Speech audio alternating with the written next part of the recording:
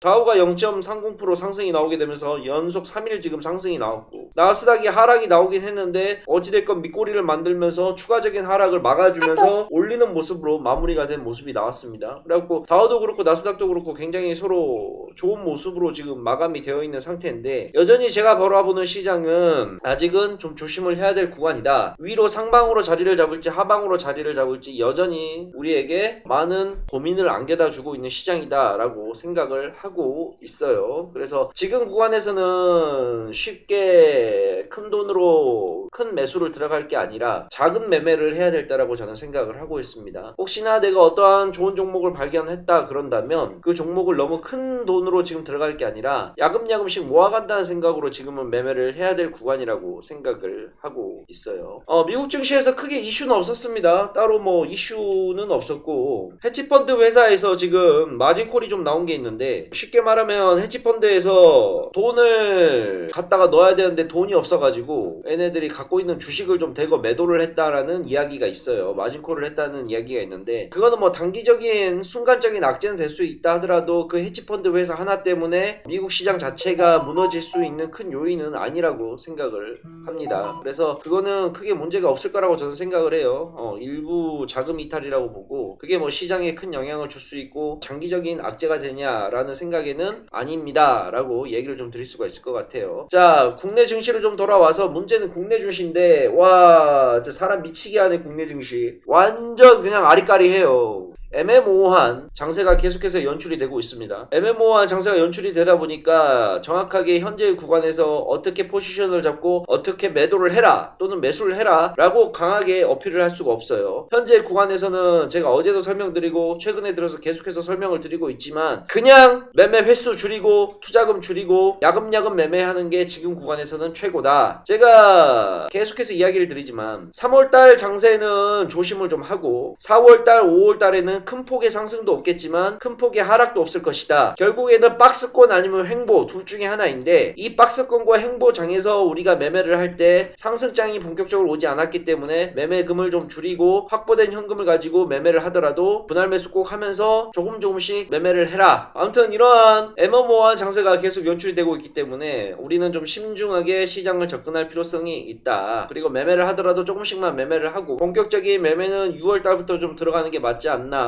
라고 생각을 하면 될 것 같습니다. 삼성전자 들고 계신 분들 많으시죠? 많은 분들이 지금 85층, 90층, 95층에 있을 거라고 생각을 합니다. 근데 이 가격이 85층, 90층, 95층 가격이 바로 오지는 않을 거예요. 왜냐? 얘는 좀 더 쉬어가는 구간이 필요합니다. 자, 이 무거운 삼성전자가 6만원에서 시작해서 97,000원까지 다이렉트로 갔어요. 근데 이 다이렉트로 갔는데 이 구간이 지금 당연하게 나와야 되는 구간이에요? 아니에요. 당연하게 나와야 되는 구간이죠. 근데 결국에는 자 보세요. 올라가고 떨어지고 쉬어가고 올라가고 떨어지고 쉬어가고, 이거는 당연한 패턴이에요. 왜? 여기에서 차익 실험 매물 한번 받아내야 될 거 아니에요. 근데 보시게 되면 뭐 삼성전자를 가지고 뭐 테마주 뭐 세력주라고 얘기는 할 수는 없겠지만, 그냥 세력주와 테마주 입장에서 좀 얘기를 한번 해드리게 된다 그런다면, 주식이 바닥에서 놀고 있던 주식이 이렇게 급등하는 케이스들 많이 봤죠. 그리고 나서 떨어져요. 근데 떨어지게 되면 여러분들은 뭘 봐야 되냐면, 이 떨어지고 나서 지지선 1차 지지선을 형성해주는 가격대를 봐야 됩니다. 여기를, 이 가격대가 바닥에서부터 얼마만큼 올라와서 가격대가 형성되는지를 봐야 돼요. 힘이 없고 말 그대로 세력들이 한탕한 주식들 같은 경우에는 올라간 폭의 80%까지 뺍니다.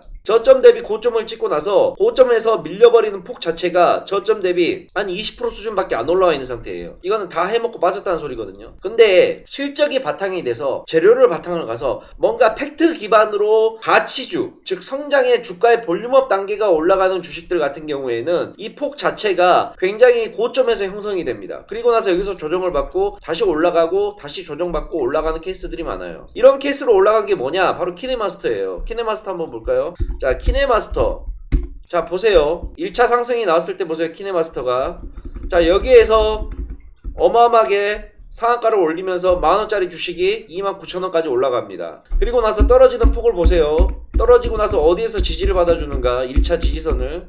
고점 대비 여기까지밖에 안 밀려요. 저점으로 따지자 그런다면 만원 구간에서 100%가 넘는 가격에서 가격 첫 번째 지지선 형성이 되고 다시 주가를 끌어올립니다. 그리고 또 주가가 빠지는데 지지선을 여기서 다시 형성을 해주고 올라가요. 그러니까 이런 것들은 세력들이 인위적으로 끌어올린 것도 있겠지만 그런 것보다 기업의 가치가 지속적으로 반영되면서 주가의 볼륨업이 계속해서 이루어지는 주식이란 말이에요. 그래서 첫 상승이 나오고 나서 떨어지는 폭 자체가 굉장히 중요합니다. 1차 지수를 어디서 만들어주는가. A가 만약에 키네마스터가 재료도 없고 회사도 별볼 일 없고 말 그대로 세력들이 한탕 해먹고 갈 주식이었으면 여기에서 이만큼 빠지고 나서 시작을 해요. 근데 키네마스터는 그런 종목이 아니라는 거죠. 말 그대로 삼성전자도 그래서 얘기를 드리는 게 마찬가지예요.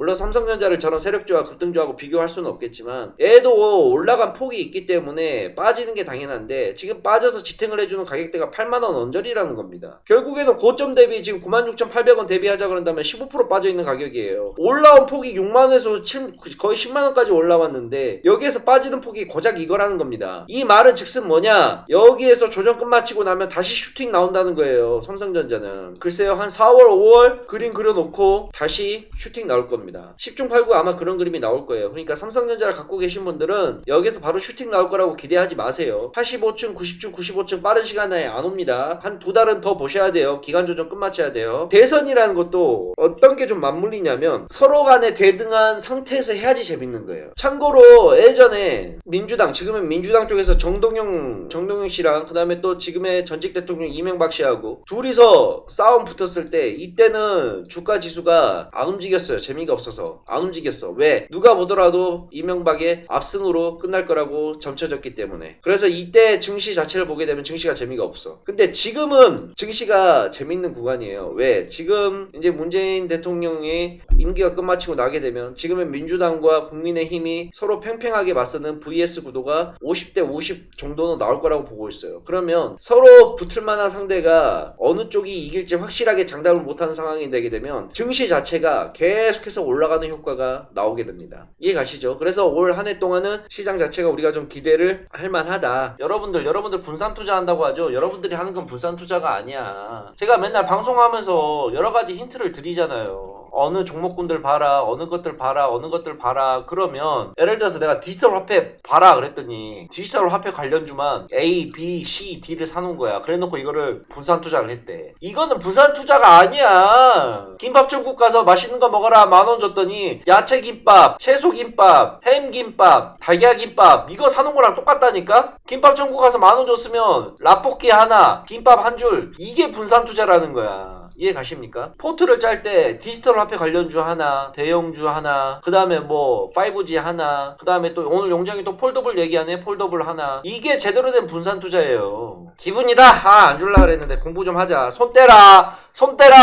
공부하자. KH바텍. 아는 사람들은 뭐 다 아는 종목인데 KH바텍 공부해라. 분명히 KH바텍 예전에도 한번 언급했었는데 그때 언급했을 때 가격이 19,000원 정도 됐을 거야. 그때 폴더블 관련해서 제 영상 보신 분들 아마 있을 거예요. 폴더블 관련해서 분명히 제가 생방송에서 언급했던 적이 분명히 기억이 납니다. 내가 공부를 했더니 좀 사고 싶어. 그러면 현재 구간에서 몽땅그리 담아야 돼? 아니지. 여기까지 밀릴 수 있다는 거 생각을 하고 매매를 해야 돼. 17,000원까지 언제든지 도로 내려가도 이상하지 않겠다라고. 그러면 1,000만원 있으면 현재는 지수가 아리까리 하니까 여기에서 그냥 250 담고 2만원 구간에 떨어지게 되면 250 담고 마지막에 최후의 순간에 500만원 담는다 생각하고 그러고 포트를 구성해서 한번 가보라는 거야.